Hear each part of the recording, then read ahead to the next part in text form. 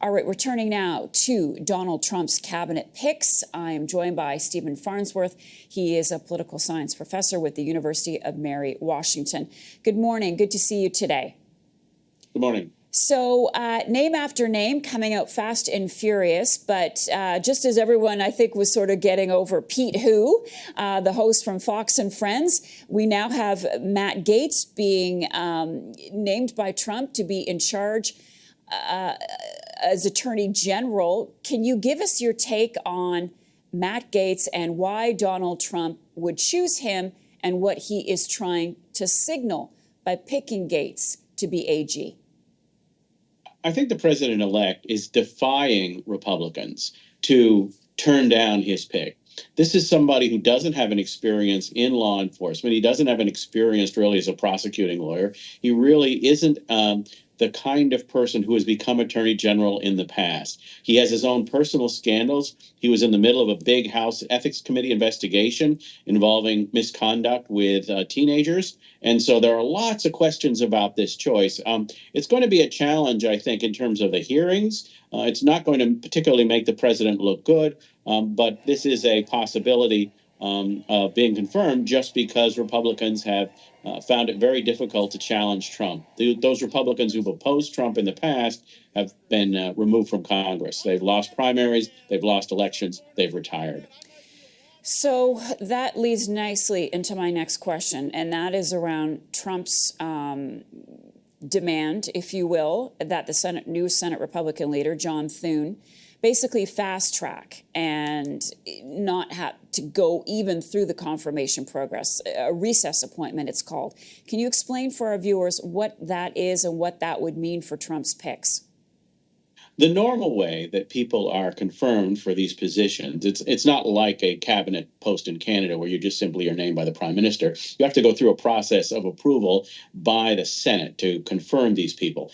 And that process normally involves hearings and assessments that basically look at the suitability of the candidate. In what Donald Trump is talking about doing now, he's asking for the Senate to basically willingly stand down, willingly step aside. If Congress is not in session, it's possible for the president to engage in what's called a recess appointment. It's a temporary appointment, but it is going to give somebody the position of being attorney general without actually going through those hearings. Certainly, if you have something to hide as a candidate for these positions, you'd want to have a recess appointment. And certainly, there might be some temptation on the part of Senate Republicans to avoid the embarrassment of having to vote against a nominee that the president wants, or to look at these scandals and vote in favor of such a person. It's kind of no win for a senator looking at a bad candidate. The recess appointment's a possibility. It's not at all what the founders intended, this idea of Congress being a check on the executive in our system. But the reality is that Donald Trump has really moved past any of the guardrails that the founders had in mind regarding the independence of Congress. So if that is the case and there are these recess appointments, would that apply to everyone that Trump has so far chosen, including Pete Hegseth, who's from Fox, as defense secretary? We haven't yet spoken about Tulsi Gabbard, but would it apply to everybody, or is there a limit to the number of people that can have a recess appointment?